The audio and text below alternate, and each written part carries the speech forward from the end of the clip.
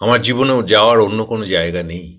আমি এই রায়গঞ্জকে ভালোবাসি, রায়গঞ্জের মানুষদের ভালোবাসি, এবং আমি চাই যে রায়গঞ্জে একটা সত্যিকারের সম্ভাবনাপূর্ণ সাংস্কৃতিক জীবনে, সাংস্কৃতিক আনন্দে উচ্ছ্বলিত একটা শহর হোক। মানে এক একজন ডাক্তারের ভিজিট ১৫০০ টাকা, তারা সাধারণ মানুষের কথা চিন্তা করে না যে এই ১৫০০ টাকা ভিজিট দিয়ে ডাক্তার দেখাতে যাচ্ছে তাদের কোন পরিবেশে আছে। এই যে আপনি যেটা বারবার বলছেন যে রুগী এবং ডাক্তারের দুটো অবস্থান রয়েছে, সেই অবস্থানটা বুঝতে হবে। যে আমার চেম্বার কার্যত হসপিটাল আউটডোর হিসেবে কাজ করে। কিভাবে?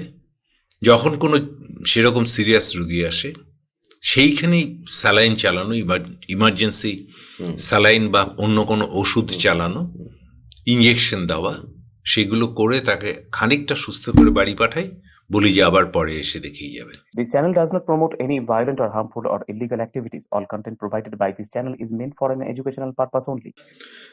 নমস্কার, আরসিটিভি সংবাদের বিশেষ অনুষ্ঠান খাস কথাতে আপনাদের সকলকে আরো একবার স্বাগত।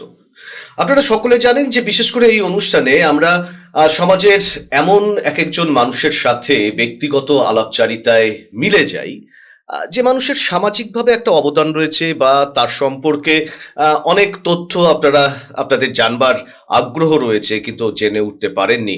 খোলামেলা আলোচনা আমরা সেই মানুষগুলোর সঙ্গে করে থাকি এই অনুষ্ঠানে, এবং আপনারা সরাসরি এই অনুষ্ঠান আরসিটিভির পর্দায় রবিবার রাত ৮টা ৫০-এ যেমন দেখতে পাবেন, পাশাপাশি আরসিটিভির যে ফেসবুক পেজ রয়েছে সেখানে দেখতে পাবেন, এবং আরসিটিভি সংবাদের আরসিটিভি খাস কথা বলে আমাদের যে ইউটিউব চ্যানেল রয়েছে সেটাকে সাবস্ক্রাইব করলে সেখানেও আমাদের এই এপিসোডগুলো আপনারা সরাসরি দেখতে পাবেন। আজকে যে মানুষটির সঙ্গে আমরা এখানে কথা বলবো, তাকে আপনারা সকলেই চেনেন, অন্তত রায়গঞ্জ তথা জেলার মানুষ হিসাবে। তিনি একদিকে যেমন চিকিৎসকের পেশার সঙ্গে যুক্ত, পাশাপাশি গবেষণাধর্মী একাধিক কাজ তিনি করে চলেছেন দেশ এবং দেশের বাইরে। আর শুধুমাত্র এইটুক পরিচয়ের মধ্যে সীমাবদ্ধ কি রাখা যাবে তাকে? মনে হয় না। পাশাপাশি দেখুন, সাহিত্য থেকে শুরু করে সামাজিক সাংস্কৃতিক যে বিভিন্ন আন্দোলন, সেই আন্দোলনেরও প্রথম সারির মুখ হিসাবে উঠে এসেছেন তিনি। তার নাম ডাক্তার জয়ন্ত ভট্টাচার্য। জয়ন্তবাবু, আপনাকে স্বাগত আরসিটিভি সংবাদের এই বিশেষ অনুষ্ঠানের জন্য। নমস্কার।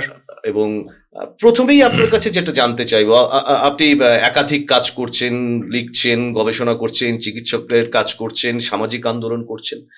আমি প্রথমে একটু ফিরে যাব আপনার শৈশবের দিকে।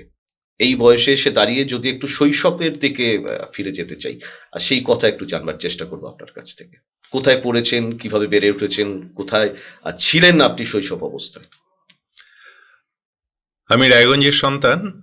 আমাদের শৈশবে ফিরে যাওয়া মানে প্রায় ৭০ বছর আগের রায়গঞ্জে ফিরে যাওয়া। আমাদের সেই সময় লেখাপড়ার, এখন যে বাণিজ্যিকরণ হয়েছে,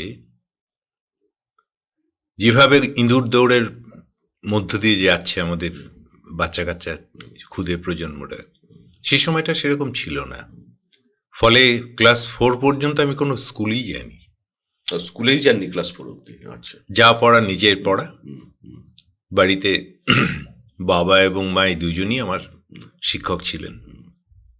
আর একটা জিনিস বলতে পারি, সেটা হচ্ছে আমার ছোটবেলা থেকে পড়ার প্যাশন বলতে যা বোঝায়, সেই অদম্য আগ্রহ শব্দটা বাংলায় বললে একরকম, প্যাশন মানে হচ্ছে ভেতরে একটা তাগিদ, সারাক্ষণ একটা তাগিদ, যে এটাকে জানবো, ওটা জানবো। তো সেইটা ৩-৪ বছর বয়স থেকে শুরু হয়েছিল। তারপরে তো আমাদের সেই সময় রায়গঞ্জে যে ডিবেটগুলো হতো, ডিবেটগুলো বলবো না, কারণ তখন বাম শক্তি দুর্বল অবস্থায় ছিল। ক্ষমতা দুবার এসছে আমার শৈশবে, ৬৭ সালে একবার, আচ্ছা, আর একবার ৬৯-এ। সেই সময় আমাদের বাড়ি এই বাম শক্তির ঘাঁটি ছিল, তাদের শেল্টার ছিল। তখনকার সেই সময় স্কুল টিচারদের কোনো পে স্কেল বলে কিছু ছিল না। ম্যানেজিং কমিটি একটা মাইনে ঠিক করে দিত, সেই অনুযায়ী চলতো। হ্যাঁ, এটা বামফ্রন্ট সরকার ৭৭ আসার পরে পে স্কেল এবং প্রভিডেন্ট ফান্ড, পেনশন, এই সমস্ত কিছুগুলো যা যা হওয়ার আজকে স্কুল টিচারদের, সবই হয়েছে বামফ্রন্ট সরকার আসার পরে। তো ফলে আমার বাবার মাইনে খুবই সামান্য ছিল, ১-২০০ টাকা বোধহয় মাইনে ছিল, ৬৭-৬৮ কথা বলছি। আমাদের বাড়িতে আমরা যে কজন ছিলাম, আমরা 4 ভাই বোন, বাবা মা। তার চেয়ে বেশি আমার দাদার বন্ধুরা আসতো বাড়িতেই? বাড়িতে, আচ্ছা। এবং দিনের পর দিন থাকতো, হুম, হুম, হুম, খাওয়া দাওয়া করতো। এমনকি অধুনা অত্যন্ত পরিচিত নামী হুম, শুভেন্দু মাইতি, হুম, হুম, শুভেন্দু গায়ক। মাইতি, গায়ক। আমাদের বাড়িতে দীর্ঘদিন ওই মেদিনীপুরে যখন সেই সময় গুন্ডারা মেরে ওর চোখ নষ্ট করে দিল, তারপর আমাদের বাড়িতে এসে তার চিকিৎসা হয়েছিল। এবং সেই সময় আমার মনে পড়ে যে স্মৃতিতে গৌতম সিনহা এখন সদ্য রিটায়ার করলো, ওর বাবা কল্যাণ সিনহা ইএনটি ডাক্তার ছিলেন। ইএনটেন ডাক্তার ছিলেন। উনি এই বাম শক্তির সমর্থক ছিলেন। আচ্ছা, আচ্ছা, আচ্ছা। ওনার কাছে রুগীপত্র নিয়ে যাওয়া হতো। যাই হোক, সেটা তো একটা গেল। এবার মানে ছোট যখন ছিলেন, মানে একটা শৈশবের তো একটা স্মৃতি থাকে। স্কুল থেকে চলে গেলেন একটু সিনেমা দেখতে, স্কুল থেকে একটু বন্ধুদের সঙ্গে একটু আড্ডা মারতে। এই 70 বছর বয়সে দাঁড়িয়ে আগের স্মৃতিগুলো যদি ঝালিয়ে নেওয়া যায়, সেরকম কোনো স্মৃতি রয়েছে? অ্যাকচুয়ালি সিনেমা না আমাকে খুব বেশি আকৃষ্ট করতো না, খুব ক্লাসিক্যাল সিনেমা ছাড়া। আমার বন্ধুরা, আমার সর্বস্তরের বন্ধুই আছে, যেমন সবচেয়ে মেধাবীরাও রয়েছে, সবচেয়ে সাধারণ যাদেরকে বলা হয় তারাও রয়েছে। আমার কারোর সাথেই কখনো মিশতে সমস্যা হয়নি। আপনি রায়গঞ্জ থেকে পড়াশোনা শেষ করলেন, তারপরে আপনার যাত্রা হচ্ছে একেবারে মেডিকেল লাইনে পড়তে গেলেন। সেই সময় একটা উত্তাল রাজনীতি, মানে আমরা তো সমরেশ মজুমদার যদি পড়ে থাকি, এটা সবার কাছে, মানে ওই সময় যারা আমরা মানে পরবর্তীকালেও যখন আমরা কলেজে পড়েছি তখন মানে মাধবীলতা বা অনিমেষ সম্ভবত, সাংঘাতিক একটা আবেগ সেই সময়। আপনি এই রাজনীতির সঙ্গে, ছাত্র রাজনীতির সঙ্গে কিভাবে জড়িয়ে গেলেন? তার আগে আরেকটা কথা বলতে হবে। রাজনৈতিক বোধ যদি বলা হয়, সেটা অনেক আগেই শুরু হয়েছিল। 67-তে আমরা ওই পাটকাঠির মাথায় কাগজে লিখে ওই প্ল্যাকার্ড করে আমরা পাড়ার মধ্যে মিছিল করেছিলাম 67 এবং 69-এ এই যুক্তফ্রন্টের সমর্থনে। এবং আমার নাম তোমার নাম সবার নাম ভিয়েতনাম, গঙ্গা যদিও মেকং নয় মেকং তোমায় লাল সালাম, এগুলো সারাক্ষণই শুনছি। মানে এটা ছোটবেলা থেকেই, হ্যাঁ, ঝড়ের কেন্দ্র ভিয়েতনাম, অর্থাৎ, এবং আরো অসংখ্য বই। এবং যাই পেতাম গোগ্রাসে পড়তাম। ফলে একটা প্রাথমিক ভিত্তি যে টু আস্ক হোয়াই, কেন এমনটা হচ্ছে, ভাবাতো। হ্যাঁ। এবং তারপরে হায়ার সেকেন্ডারি দিলাম। হায়ার সেকেন্ডারিতে শিক্ষকদের খুবই আমাকে নিয়ে প্রত্যাশা ছিল, প্রত্যাশা কম বেশি পূরণও হলো। তারপরে জয়েন্টে বসা। আমাদের সময় জয়েন্টের সেন্টার একমাত্র জলপাইগুড়িতে ছিল, গোটা উত্তরবঙ্গের মধ্যে। এবং জয়েন্ট বলতে তখন মেডিকেল আর ইঞ্জিনিয়ারিং। আমি ইঞ্জিনিয়ারিংয়ে বসিনি, কারণ আমার ভালো লাগে না। আমার বায়োলজি ভালো লাগতো, বসলাম এবং মেডিকেল কলেজে চান্স পেলাম। এবং এটা আমার ঠিক করা ছিল যে মেডিকেল কলেজে যদি আমি চান্স না পাই কোনো কারণে, পাবো এটা নিশ্চিত ছিলাম। যদি না পাই তাহলে প্রেসিডেন্সিতে হয় ইংরেজি নয় কেমিস্ট্রি নিয়ে পড়ব। এবং এখানে একটা খুব ইন্টারেস্টিং কথা, আমার মনে হয় যে খুব অপ্রাসঙ্গিক হবে না। বেলুড়ে বাবা রামকৃষ্ণ মিশনের প্রতি, বাবা নিজে রামকৃষ্ণ মিশনের শিক্ষক ছিলেন কাটিহারে যখন ছিলেন, তো সম্মানীয় শিক্ষক উনি। সেই সুবাদে রামকৃষ্ণ মিশনের সঙ্গে একটা যোগাযোগ ছিল। বাবা আমাকে বেলুড় রামকৃষ্ণ মিশনে নিয়ে গেলেন। ওখানকার যে প্রধান মহারাজ, নাম এখন আর মনে নেই, বা নামটা বলেনি, বললে মনে থাকতো। তিনি আমার উনিও কেমিস্ট্রি। তো কি নিয়ে পড়বে? কেমিস্ট্রি নিয়ে পড়বো। 2-4টা প্রশ্ন করলেন। প্রশ্নগুলো উত্তর শুনে উনি বললেন, এগুলো তো বাবা হায়ার সেকেন্ডারিতে পড়ানো হয় না। বললাম না, আমি অনার্সের বই পড়ছি, আমার কেমিস্ট্রি ভালো লাগে। তখন বলল, তুমি কত পেয়েছো হায়ার সেকেন্ডারিতে? আমি নম্বরটা বললাম। আমার বাবাকে হাত জোর করে বললেন যে, মাস্টারমশাই, ওখানে আমরা ভর্তি নেব না, আমি অবাক হয়ে গেছি। বাবা জিজ্ঞেস করলেন, কেন স্বামীজি? বললো, তো মেডিকেলে পাবে, আমরা শুধু শুধু একটা সিট কেন আটকে রাখবো? আচ্ছা আচ্ছা, সেটাই একটা আপনার মেডিকেলে যাওয়ার একটা পথ বলতে পারেন খুলে। হ্যাঁ, মানে উনি বেসিক্যালি বুঝলেন যে মানে কেমিস্ট্রি বা এইগুলোতে তাহলে তার মানে পরীক্ষা যা হয়েছে তাতে মেডিকেলে আমি চান্স পাচ্ছি। তারপরে মেডিকেল কলেজে ঢুকলাম। মাধবীলতা অনিমেষ, সেই সময় আর কোনো মাধবীলতা ছিল না, অনিমেষ থাকলেও কি আর বলবেন এই মুহূর্তে দাঁড়িয়ে? হ্যাঁ, থাকলে তো বলবই, না বলার কিছু নেই, কারণ তখন অন্য কিছু ভাবার অবকাশ নেই। আমি যদি সমরেশ মজুমদারের গল্পটা খেয়াল করি তাহলে দেখবো যে ওরা ইউনিভার্সিটিতে পড়ছিল, ইউনিভার্সিটি পড়তে পড়তে ওদের এই সম্পর্কটা হয়। আর মেডিকেল কলেজে যেটা হলো যে মেডিকেল কলেজের কালচারটা সেই সময় একটা অদ্ভুত অন্যরকম কালচার ছিল। আচ্ছা, খুব একই সঙ্গে এলিট এবং বিপ্লবী, বিদ্রোহী একেবারে সহাবস্থান ছিল একদম, একেবারে এলিটিজম। এবং আমাদের সময় মেডিকেল কলেজে রোমানিয়ার অ্যাম্বাসেডরের মেয়ে পড়ছে,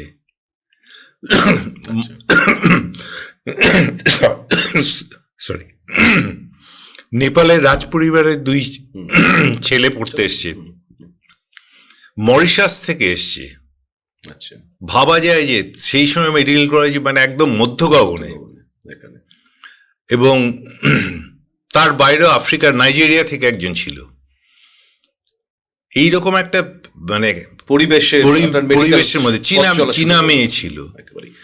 জয়ন্তবাবু বলুন, মানে এই যে আপনি মেডিকেল কলেজে ভর্তি হলেন, একদিকে পড়াশোনা, অন্যদিকে আপনার মধ্যে রাজনৈতিক একটা চেতনা বারংবার আকৃষ্ট করছে।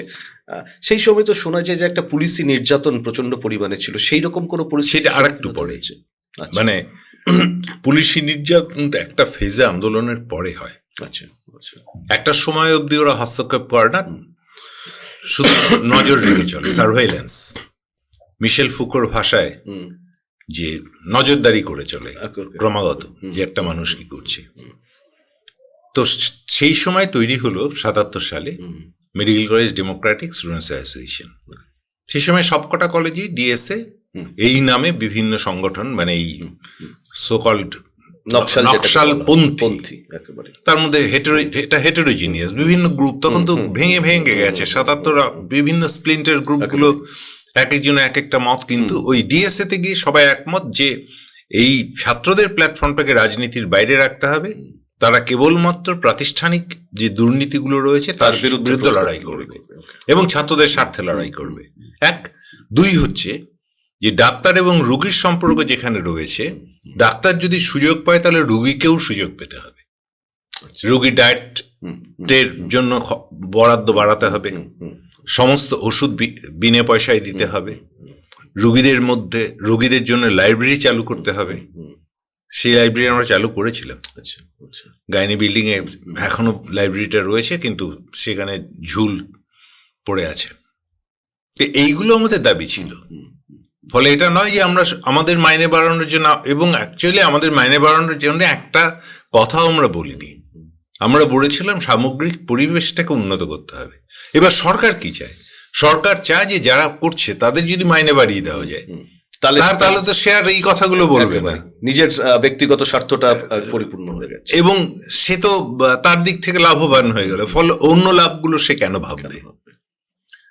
তো এই করে 1977-এর প্রথম, তখন ছাত্র পরিষদ ছিল ক্ষমতায়, নিরঙ্কুশ ক্ষমতায়, সিদ্ধার্থ শঙ্কর রায়ের আমল, সমস্ত বাংলা জুড়ে ছাত্র পরিষদ। আমরা মেডিকেল কলেজ ডেমোক্রেটিক অ্যাসোসিয়েশন তরফ থেকে জিতলাম। আমি রেকর্ড ভোট পেয়েছিলাম, আমি এবং আরেকজন। সেই সময় মেডিকেল কলেজে যে আমার মেন্টর ছিলেন ডক্টর স্বরূপ সরকার, এখন হুতে রয়েছে, হুয়ের south Asia regional director, retire করে গেছে। তো আমি আর স্বরূপদা, ক্যান ইউ ইমাজিন যে টোটাল ভোট কাস্ট হয়েছে 151, আর আমরা পেয়েছিলাম 142 করে। তার মানে প্রায় সবাই ঢেলে ভোট দিয়েছে। 151-র মধ্যে 142 পাওয়া মানে 9টা ভোট মাত্র এদিক ওদিক হয়েছে। আপনাকে আরেকটা প্রশ্ন করি, সেটা হচ্ছে ধরুন যদি আপনি এই রাজনৈতিক আন্দোলনের সঙ্গে যুক্ত না হতেন, তাহলে চিকিৎসক হিসাবে আপনি যে কাজটা করেছেন, আপনি বিদেশে চলে যেতে পারতেন। বিদেশে গিয়ে আরো উচ্চতর ডিগ্রি নিতে পারতেন, আরো ভালো হসপিটালে আপনি যেতে পারতেন, আপনার মানে ব্যক্তিগত স্ট্যাটাস আরো বেড়ে যেত। সেগুলো না করে এখন কি কোথাও আফসোস হয় যে মানে সেই সময়? একদম নয়, হয় না। একদম নয়। মানে এখন তো সকলের ইচ্ছে যে বিদেশে যাবো, পড়বো, এক একটা ডিগ্রি নেবো, নিয়ে একটা নামি দামি হসপিটালে ভর্তি মানে আমার কাজ করবো। আমার প্রথম আন্তর্জাতিক লেকচার অক্সফোর্ড ইউনিভার্সিটি 2002 সালে। তখন আরসিটি অনেক ছোট ছিল, একটা খবর ছোট্ট করে করেছিল, কারণ করার মতো সামর্থ্যদের ছিল না। আমার কিন্তু প্রথম বিদেশ যাত্রা 2002 অক্সফোর্ড ইউনিভার্সিটি, এবং অক্সফোর্ড ইউনিভার্সিটি থেকে ইনভিটেশন পেয়ে আমি যাচ্ছি। ওরা আমার সমস্ত খরচ দিচ্ছে, এই রায়গঞ্জ তুলসীতলায় বসে। It's not a matter of joke. আপনি জার্মানিও গিয়েছিলেন? বহুবার। আমি পৃথিবীর অনেকগুলো মানে জার্মানি গিয়েছিলেন আমি বলছি, মানে শুধু ঘুরতে যাননি, মানে না, সেখানে কোথাও ঘুরতে যাই। আমি বলছি যে সেখানে আন্তর্জাতিক স্তরের গবেষণা ধর্মীর কাজ করতে যাচ্ছেন, রায়গঞ্জের প্রত্যন্ত শহর রায়গঞ্জের একজন চিকিৎসক। আমি Tubingen university, Erlangen university, Nuremberg university, Gottingen university, Johannesburg university, এতগুলো ইউনিভার্সিটি গেছি জার্মানির। ট্রিনিটি কলেজে গেছি, কেমব্রিজের। তো যাই হোক, সেগুলো খুব গুরুত্বপূর্ণ। গুরুত্বপূর্ণ হচ্ছে যে ইন্টারন্যাশনাল স্কলার লেভেলে তারা বিচার করে যে তার রিজনিংটা কীরকম, যে বক্তব্যটা বলছে তার মধ্যে কোনো নতুন সারবত্তা আছে কিনা, নতুন কোনো দিক নির্দেশ আছে কিনা, সেগুলো ওরা এর মধ্যে পায়। এবং সেটা কম্পিউটার না থাকলে কখনোই আমি করতে পারতাম। চিকিৎসা বিজ্ঞানের বিভিন্ন দিক নিয়ে আপনি কাজ করছেন, আপনার কাছে বই লেখার পর রিভিউ করার জন্য আবেদন আসছে, একাধিক গবেষণাধর্মী বই আপনার প্রকাশ পেয়েছে। আমি বলছি যে মানে কিন্তু আপনার স্থানটা রায়গঞ্জের মধ্যেই সীমাবদ্ধ থেকে গেল। একটা হাই প্রোফাইল একটা হসপিটাল, ঝাঁচকচকা হসপিটাল আপনি অ্যাপেল করতেই পারতেন, আপনার যে মেরিট ছিল। একটা বিদেশি একটা বড় গাড়ি চড়ে ঘুরতে পারতেন। আমি বলছি এখানে আফসোস হয় না কোনো? 1977 সালের সেই কথাগুলো বলি, যেদিন আমরা ছাত্র আন্দোলনগুলো শুরু করেছিলাম। রুগী ডাক্তারের মধ্যে সম্পর্ক কি হবে, রুগীকে আমার কথা ভাবতে হবে, সমাজকে রুগীর কথা ভাবতে হবে। কারণ আজকে এই দুজনের পজিশন যে চেঞ্জ হয়ে যায়, আমি ডাক্তার পজিশনে, শান্তনু চ্যাটার্জি রুগী পজিশন, এই অবস্থায় তো রয়েছে। অবস্থানটা যদি বদলে যায়, তখন জয়ন্ত ভট্টাচার্য রুগী হিসেবে ডক্টর শান্তনু চ্যাটার্জির কাছে কেমনটা প্রত্যাশা করবে? আমি এই দৃষ্টিকোণ থেকে দেখি। 1, 2 হচ্ছে, আমি মনে করি একজন ভূমিহারা মানুষ বেসিক্যালি জীবনে আনন্দ বলতে যা বোঝায় সেইটা পায় না, প্লেজার পায়, মাইন্ড ইট। আমি কিন্তু ব্লিস বলছি, আনন্দ অর্থে ব্লিস, যে ভেতর আত্মার ভেতর থেকে সেই শান্তিটা আসছে। আর প্লেজার হচ্ছে আনন্দ, আমি ওই মদ খাচ্ছি, অমুক করছি, তমুক করছি। তারা প্লেজার পায়, তারা বিদেশে গিয়ে প্রচুর ভালো, এবং আমার অনেক ভালো বন্ধু আছে, মানে খুব মেধাবী বন্ধু আছে, যারা কিন্তু আসলে এখানেই থেকে গেছে। কেউ কলকাতায় থেকেছে, রায়গঞ্জে কেউ নেই, মানে মেধাবী বন্ধু রায়গঞ্জে কেউ নেই। আমি বলছি একটা সময়, মানে আজ থেকে ধরুন প্রায় 15-20 বছর আগেও আপনি রায়গঞ্জে চিকিৎসা করতেন, আপনার ভিজিট ছিল আমার মনে আছে 20 টাকা। এখন ইয়েতে আপনি মোটামুটি 100 টাকার মতো ভিজিট নেন। সেটা পশ্চিমবঙ্গের 2-1 জায়গা বাদ দিয়ে, 2-1 জন আপনার মতো মানসিকতা চিকিৎসক রয়েছে, কোনো জায়গায় সেটা হয় না। আমি বলছি তাহলে মানে এই বিষয়টা কেন? মানে আমি বলছি সবাই যখন একটা ভোগবাদী দর্শনের পেছনে ছুটছে, তখন ডাক্তার জয়ন্ত ভট্টাচার্যের ব্যতিক্রম। আমি তো ভোগবাদী দর্শনের বিরুদ্ধে লিখছি তো। আমি তো মনে করি যে আপনি আচরি ধর্ম পরকে শেখাও। আমি এটা বিশ্বাস করি। আমার বাবাকে আমি চোখের সামনে দেখেছি। আমি আমার কমরেডদেরকে, অত্যন্ত মেধাবী সেই কমরেডদেরকে, তার মধ্যে রায়গঞ্জের একটি ছেলে ছিল আমার ঘনিষ্ঠতম বন্ধু, সুভাষিস দত্ত, দেখেছি তো শহীদ হয়ে যেতে। অর্থাৎ আমার জীবনের মাইলস্টোনগুলো কিন্তু এরা তৈরি করে দিয়েছেন। আমার জীবনেও যাওয়ার অন্য কোনো জায়গা নেই।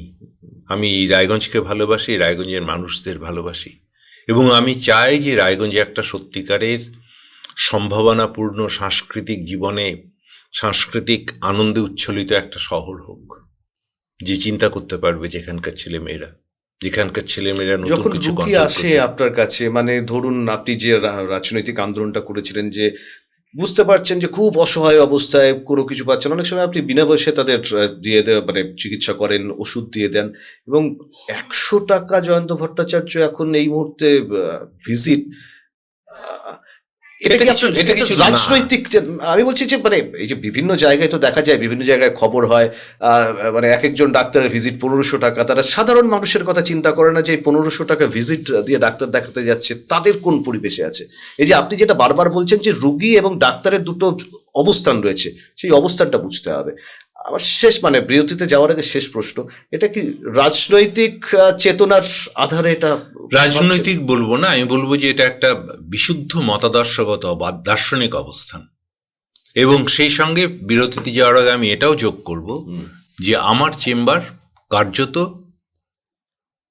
হসপিটাল আউটডোর হিসেবে কাজ করে। কিভাবে? যখন কোনো সেরকম সিরিয়াস রুগী আসে, সেইখানেই স্যালাইন চালানো, ইমার্জেন্সি স্যালাইন বা অন্য কোনো ওষুধ চালানো, ইঞ্জেকশন দেওয়া, সেগুলো করে তাকে খানিকটা সুস্থ করে বাড়ি পাঠাই, বলি যে আবার পরে এসে দেখিয়ে যাবেন। একদম। জয়দেববাবু, আমরা আলোচনায় থাকবো, তবে তার আগে আমরা একটা বিরতি নিচ্ছি। বিরতির পর ফিরে আসছি আমাদের আজকের এই খাস কথা অনুষ্ঠানে, যেখানে আজকে আমাদের সঙ্গে স্টুডিওতে বিশেষ অতিথি হিসেবে উপস্থিত রয়েছেন ডাক্তার জয়ন্ত ভট্টাচার্য। धीमा इंटरनेट आपको रोक रहा है? शहर के सबसे तेज कनेक्शन पर स्विच करें। आरसी टीवी ब्रॉडबैंड 20 Mbps से लेकर 250 Mbps तक की तेज स्पीड का आनंद ले, जिसकी शुरुआती कीमत सिर्फ 280 रुपए प्रति माह है। मनोरंजन पसंद है? बेहतरीन कॉम्बो पाएं। हाई स्पीड इंटरनेट के साथ साथ 28 से ज्यादा OTT एप्स तक पहुंच, जिनमें Disney plus, Hotstar, Sony Liv, ZEE5, होए चॉय और कई अन्य शामिल है। और इतना ही नहीं, क्रिस्टल क्लियर क्वालिटी के साथ 400 से ज्यादा HD टीवी चैनलों का आनंद लें। अपने परिवार का 24 घंटे 7 दिन का मनोरंजन करते रहें। निर्बाध स्ट्रीमिंग से लेकर बिना रुकावट के गेमिंग और बिना रुके मनोरंजन तक। RC टीवी ब्रॉडबैंड, स्पीड किफायती। आज ही हमें कॉल करें और जुड़ें। বিরতির পর ফিরে এলাম আমাদের আজকের অনুষ্ঠান খাস কথায়, যেখানে আমাদের সঙ্গে আজকে স্টুডিওতে উপস্থিত রয়েছেন ডাক্তার জয়ন্ত ভট্টাচার্য। জয়ন্তবাবু, মানে যেটা জানি বা লোকমুখেও শোনা যায়, আপনি যখন চেম্বারে বসেন তখন ব্যাকগ্রাউন্ডে হয় রবীন্দ্রসঙ্গীত, নয়তো এক পুরো ক্লাসিক্যাল মিউজিক আপনি শোনেন। চিকিৎসক, মানে রুগী দেখতে দেখতে তার পেটে ব্যথা, তার হার্টের অসুখ, অমুক তমুক, কানের মধ্যে আপনার সঙ্গীত থাকে, এটা কেন?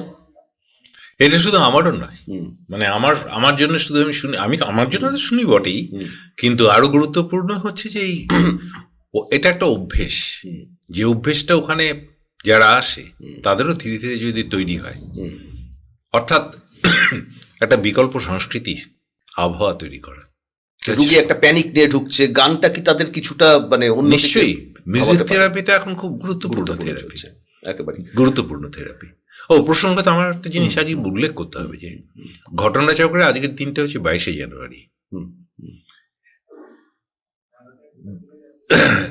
2009 সালের 22শে জানুয়ারি আমার মার মৃত্যু হয় এবং মরণোত্তর অঙ্গ এবং দেহদান করা হয়। আমার খুব পরিষ্কারভাবে মনে আছে, পরপর 4 দিন আমার সামনে বসা শান্তনু চ্যাটার্জি, তখন অনেক ছোট, 16 বছর আগে, 17 বছর আগে, পরপর 4 দিন এটা নিয়ে খবর করেছিল এবং সেটা ইন্টারন্যাশনাল টাইমস অফ ইন্ডিয়া পর্যন্ত খবর পৌঁছেছিল। দুটো একেবারে প্রথম কর্নিয়া এবং বডি আমি অ্যানাটমি ডিপার্টমেন্টে দিয়েছিলাম। মরণোত্তর আজকে সেই মার আমাদের তরফ থেকে শ্রদ্ধার অবশ্যই আজকে মারমাই। তো আমার দুটো খবরই মানে ন্যাশনাল নিউজ হয়েছিল, একটা হচ্ছে অক্সফোর্ডে যাওয়াটা, ওটাও টাইমস অফ ইন্ডিয়াতে বেরিয়েছিল, মার খবরটা বেরিয়েছিল। এবং সেটাকে আজকে আক্ষেপ হয় যে ধরুন রায়গঞ্জের প্রাক্তন মন্ত্রী শ্রীকুমার মুখার্জি, তার অদম্য উদ্যোগে রায়গঞ্জে আই ব্যাংক চালু হয়েছিল, এবং আপনার মা করুণাময়ী ভট্টাচার্য তার প্রথম কর্নিয়াগ্রাফ, মানে মরণোত্তর পরে মারা যাবার প্রয়াণের পরে তার যে কর্নিয়া, সেটা দেখে হরিরামপুরের একটি মেয়ে প্রথম পৃথিবীর আলো দেখেছিল। আজকে সেই আই ব্যাংক বন্ধ। কতটা মানে কষ্ট হয় এইখানে একদিকে- শ্রীকুমারের সঙ্গে আমার একটা অদ্ভুত চারিত্রিক সাযুজ্য বোধহয় রয়েছে। শ্রীকুমারের একটা প্যাশন আছে, hmm, he tries to do something for the people. আমি শুধু এটুকুই বলবো। এবং সেই যে কিছু একটা করতে পারা, ইটাহারের মতো জায়গায় একটা কলেজ করা, ওখানে সিভিল পুলিশ ট্রেনিং সেন্টারটাকে নিয়ে আসা, গুটলুতে একেবারে। এবং এখানে আই ব্যাংক চালু করা। আই ব্যাংক তো বেসিক্যালি হাইবারনেশনে ছিল, শীত ঘুমে থাকে সেরকমই ছিল, যন্ত্রপাতি সবই ছিল। কিন্তু আর তখন ওই বুদ্ধদেব ভট্টাচার্যের সঙ্গে ওর খুব ভালো সম্পর্ক বলে এটা করতে পেরেছিল তাড়াতাড়ি। এবং এটা যদি আজকে থাকতো তাহলে আরো কত অন্ধ মানুষ পৃথিবীর আলো দেখতে পারতো জয়ন্তবাবু। আক্ষেপ হয় না কখনো? আক্ষেপ তো হয়। এবং 2009 থেকে 2014 পর্যন্ত টানা 5 বছর মার স্মরণে আমরা মরণোত্তর অঙ্গদান দেহদান এইটা নিয়ে ইয়ে করেছি, সভা করেছি, স্মৃতিচারণ এবং সভা। আমার কাছে 800-র বেশি মানুষের স্বাক্ষর সম্বলিত। মনে রয়েছে আমার, সেটা করেছিলাম আমরা। সময় খুব কমে যাচ্ছে, আর অনেক প্রশ্ন, সেই জন্য একটু খুব তাড়াতাড়ি র্যাপিড ফায়ার। সাধারণ মানুষের মধ্যে একটা বিষয় থাকে যে সাউথে মানুষ ট্রিটমেন্টের জন্য যাচ্ছে, সেটা ব্যাঙ্গালোর হোক চেন্নাই হোক, ফিরে আসার পর বলে ডাক্তারবাবুর মানে ব্যবহার অসাধারণ, মানে রুগীর যা যাবতীয় কষ্ট দুঃখ মানে সেটা তারা মন দিয়ে অন্তত শোনেন 15 মিনিট ধরে। কিন্তু কোথাও কোথাও অধিকাংশ চিকিৎসকের বিরুদ্ধে অভিযোগ, তারা শুধু রুগীকে তার শরীর হিসাবেই চিহ্নিত করছেন, মনের মধ্যে ঢুকছে না। আপনি যখন কোনো রুগী আপনার চেম্বারে যান আর কি, আপনি তাকে ভয় কাটানোর একটা প্রথম কাজটা করেন, যে অসুখ শুধুমাত্র অসুখ নয়, এই যে মেন্টালি সাপোর্ট একটা কতটা গুরুত্বপূর্ণ একজন চিকিৎসক হিসেবে আপনি করেন? গুরুত্বটা তো রুগী বিচার করবে, তবে রুগীকে আমি বলি যে লড়াইটা, রোগটা তোমার, লড়াইটা দুজনের। এটা হচ্ছে সহজ কথা। একদমই একদমই একদমই। রোগটা আমি বহন করতে পারবো না, কিন্তু রোগের সাথী হিসেবে সারাক্ষণ যে কোনো সময় আমি পাশে থাকতে পারবো। এবার আসি একটু অন্য প্রসঙ্গে। ডাক্তার জয়ন্ত ভট্টাচার্য একদিকে চিকিৎসক, একদিকে গবেষক, আর আপনার বাড়ির লাইব্রেরিতে আমি গিয়েছি একাধিকবার, যেখানে আপনি বসেন, চারিদিকে রবীন্দ্র রচনাবলী, সুনীল, শক্তি, সাহিত্যের বইয়ে ভরপুর আর কি। আমি বলছি একদিকে বায়োলজি, কেমিস্ট্রি, অন্যদিকে সাহিত্য, মানে একদিকে সঙ্গীতের, আপনি সঙ্গীত শুনছেন চিকিৎসা করতে করতে। আমি বলছি এই যে এত যে বিভিন্ন বিষয়, কিভাবে এটা মানে করেন এটা বলুন তো, একজন মানুষের পক্ষে সারাদিন ধরে গবেষণা লিখছেন, সেটা বাইরের ইউনিভার্সিটিতে যাচ্ছে, সাহিত্য সম্পর্কে বললে আপনি 1 ঘন্টা বলে দিতে পারবেন, যে কোনো বিষয়ে আপনি বলতে পারেন। এখানে দুটো খবর আগে দিইনি। প্রথম খবর হচ্ছে যে আমার যে বইটা সম্প্রতি ইন্টারন্যাশনাল পাবলিকেশন হলো এবং RCTV থেকে আমাকে সম্মাননা দেওয়া হয়েছিল, এবং সেটা RCTV নিউজ করা হয়েছিল, এবং সেটা খুবই মানে জনপ্রিয় হয়েছিল, দ্য ক্যালকাটা মেডিকেল কলেজ। এর আগে এই হিস্ট্রি পৃথিবীর ইতিহাসে কেউ লেখেনি। এরপরে অনেকে লিখবেন, আর অনেক ভালো হিস্ট্রি লিখবেন, হতে পারে, কিন্তু এই মুহূর্তে সেটা আমাজন আউট অফ স্টক। আচ্ছা, all the copies have been sold out হয়ে গেছে, ওকে রিপ্রিন্ট করতে হবে খুব সম্ভবত। দ্বিতীয়ত হচ্ছে যে আমি 16 তারিখে একটা মেইল পেয়ে আশ্চর্য হয়েছিলাম, সেটা RCTV নিউজ করেছে, কিন্তু সেই নিউজে তো সবটা ওরা বলতে পারেনি। সে রাটলেজ, RUTLEDG, ওকে, রাটলেজ, উচ্চারণটা রাউটলেজ নয়, রাটলেজ। রাটলেজ হচ্ছে এখন পৃথিবীর এই মুহূর্তে সবচেয়ে নামী এবং কি বলবো যে দামি সংস্থার মধ্যে একটা, অন্যতম। একটা বলে তো কিছু হয় না, যাই হোক, অন্যতম সংস্থা। রাউটলেজ থেকে আমাকে হঠাৎ একটা মেল করে যে আপনার পাবলিক হেলথ এক্সপার্টাইজ, সেই এক্সপার্টাইজের জন্য আপনাকে আমরা রিকোয়েস্ট করছি একটা ফুল ম্যানাস্ক্রিপ্ট রিভিউ করার জন্য। আমরা I am wandering if will agree to this or not. আমি দেখলাম যে একটা নতুন যদি কিছু পাই আমি ওই ম্যানাস্ক্রিপ্ট করতে গিয়ে, তা তো ভালোই হবে। বললাম ঠিক আছে, বললো আমরা একটা স্যাম্পল চ্যাপ্টার ওটার পাঠাচ্ছি। ওটার রিভিউ আমি করলাম, দেখলেন যে বহু জায়গা টাচ করেনি, বহু তথ্য নেই। সেইটা পাঠানোর পরে ওদের যে করেসপন্ডিং এডিটর, সে আমায় লিখলো ইনক্রেডিবলি বেনিফিশিয়াল টু আস, আপনি প্লিজ আমাদের বইটা পুরোটা রিভিউ করুন। এবং সাকসেস, দারুণ সাকসেস। তার জন্য ওরা আমাকে ওদের বইয়ের লিস্ট থেকে বেছে নিতে দেবে, 250 পাউন্ড মূল্যের টোটাল বই দেবে। তার মানে হচ্ছে 250 মানে হচ্ছে 25,000 টাকার। আচ্ছা, 25,000 টাকার বই আমাকে ওরা গিফট করছে রিভিউর জন্য একেবারে। এই যে মানে আমি যে প্রশ্নটা আপনাকে করলাম, একদিকে তো এগুলো করছেন, এটা আপনার মানে আপনার ক্ষেত্র বলা যেতে পারে, বিচরণ ক্ষেত্র আপনার এখানে। ওই সুভাষ মুখোপাধ্যায়ের ফুল খেলবার দিন নয় অদ্য আপনি ভরাটকণ্ঠে আবৃত্তি করছেন, আপনি আফ্রিকা আবৃত্তি করছেন, আপনি রবীন্দ্রনাথ সম্পর্কে বললে আপনি 1 ঘন্টা সেমিনার আলোচনা করতে পারেন। আর এটা কি ওই যে আপনি প্রথম যেটা বললেন, এটা কি প্যাশন থেকেই আপনি কাজগুলো করেন? প্যাশন, এবং আমার মাথা তো নিউরন এবং গ্ল্যাল সেলস এদেরকে তো সচল রাখতে হবে।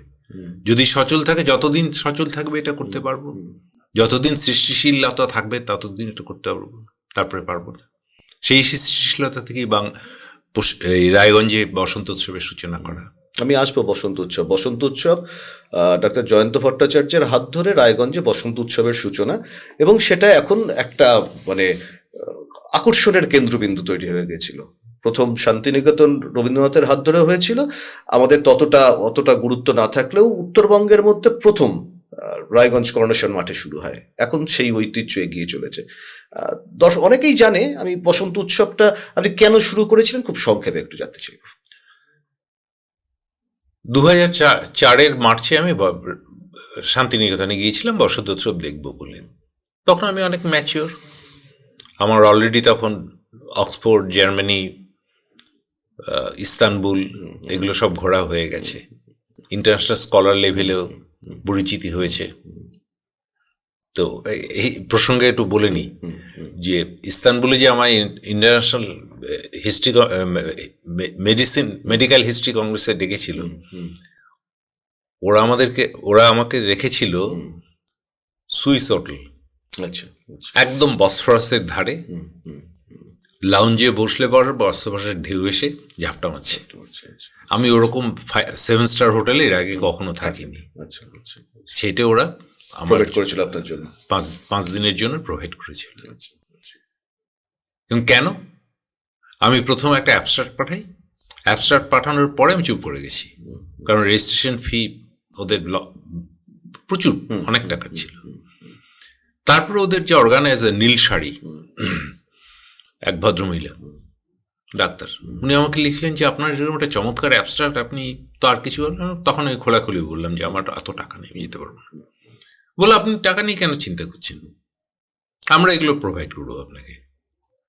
আমি এয়ারপোর্ট থেকে বেরিয়ে দেখলাম যে আমার জন্য একটা ছোট ভলভো বাস, আমি একজন মাত্র আরোহী, প্ল্যাকার্ড নিয়ে দাঁড়িয়ে আছে জয়ন্ত ভট্টাচার্য, সেই ইস্তানবুলের সেই বাড়ি তুরস্ক 4th পজিশন পেয়েছিল বিশ্বকাপে, 2002 বিশ্বকাপে।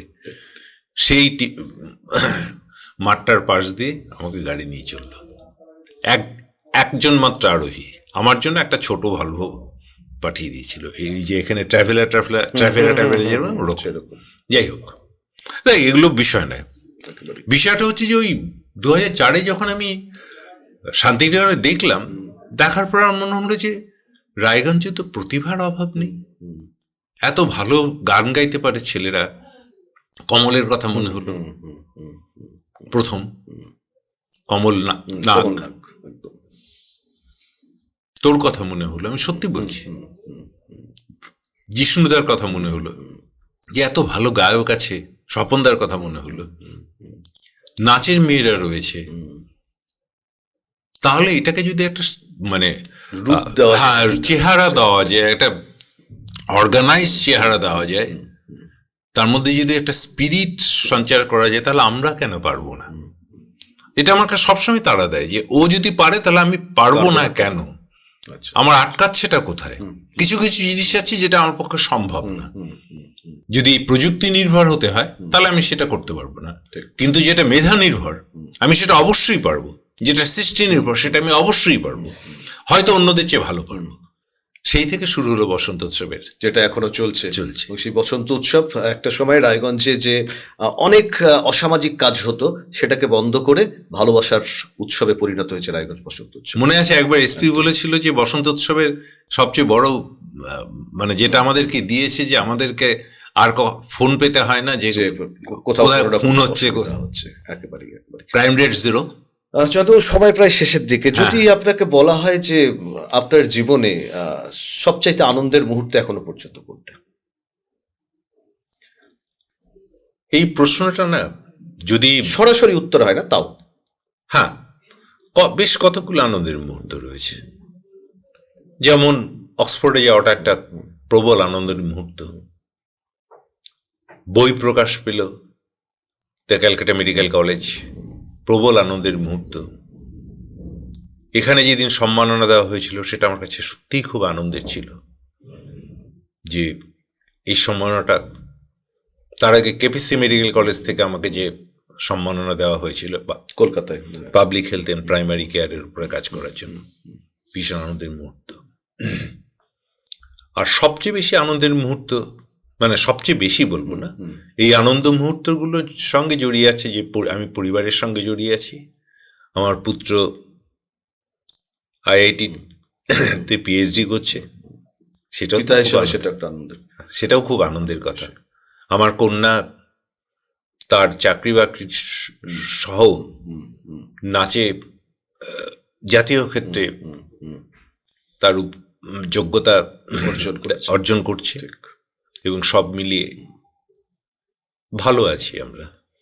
জীবনে যদি বলা হয় যে জীবনের সবচাইতে কোন ঘটনা আপনাকে কষ্ট দিয়েছিল? বাবার মৃত্যু, মার মৃত্যু, আর কিছু বিশ্বাসঘাতকতা আমাকে কষ্ট দিয়েছে। সেটা রাজনৈতিক জীবনে সেই মানে সেই ক্ষতগুলোকে আর ভুলতে পারেন না, ভুলতেও পারি না, সেগুলোকে প্রকাশ করেও লাভ নেই। তবে বাবার মৃত্যু, মার মৃত্যু আমাকে ভীষণভাবে আহত করেছিল, এখনো পর্যন্ত কষ্টের মুহূর্ত। ও আর একটা আনন্দের মুহূর্ত আমার বলা হয়নি, সেটা যে আমার ভাই ভাস্কর ভট্টাচার্য কিডনি ফেলিয়ার পেশেন্ট ছিল, রেনাল ট্রান্সপ্লান্ট হয়েছিল। মনে আছে একদম।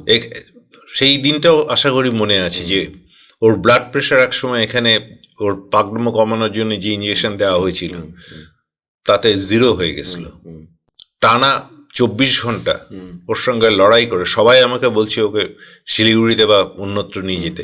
আমি বলেছিলাম না, যা করার আমি এখানেই করব। সেটাও আপনার একটা জীবনে আনন্দ, যে সেই লড়াইটাতে আপনি জয়ী হয়েছিলেন। একদম। যদি বলা হয় ডক্টর জয়ন্ত ভট্টাচার্যকে যে এমন কোন কাজ আপনি করতে চান যেটা আপনার জীবনে এখনো আপনি করে উঠতে পারেননি, যেটা করলে আরো বেশি আপনি নিজেকে সফল মনে করবেন, আনন্দিত হবেন? লেখাপড়ার দুনিয়া ছাড়া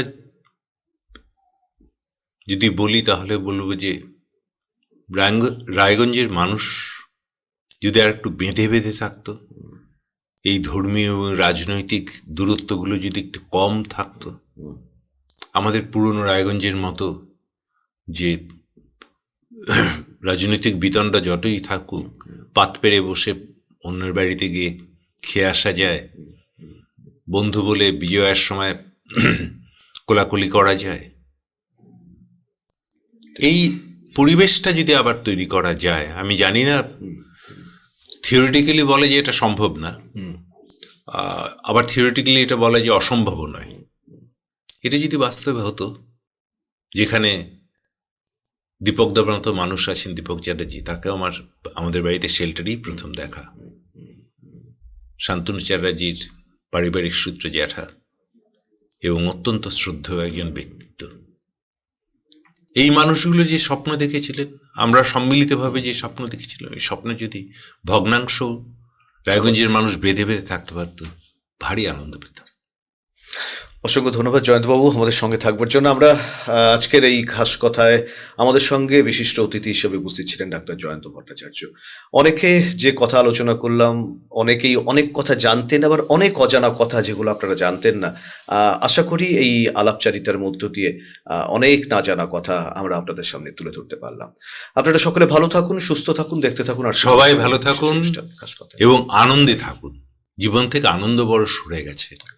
বিভাজন বড় বেশি হয়েছে। This channel does not promote any violent or harmful or illegal activities. All content provided by this channel is meant for an educational purpose only.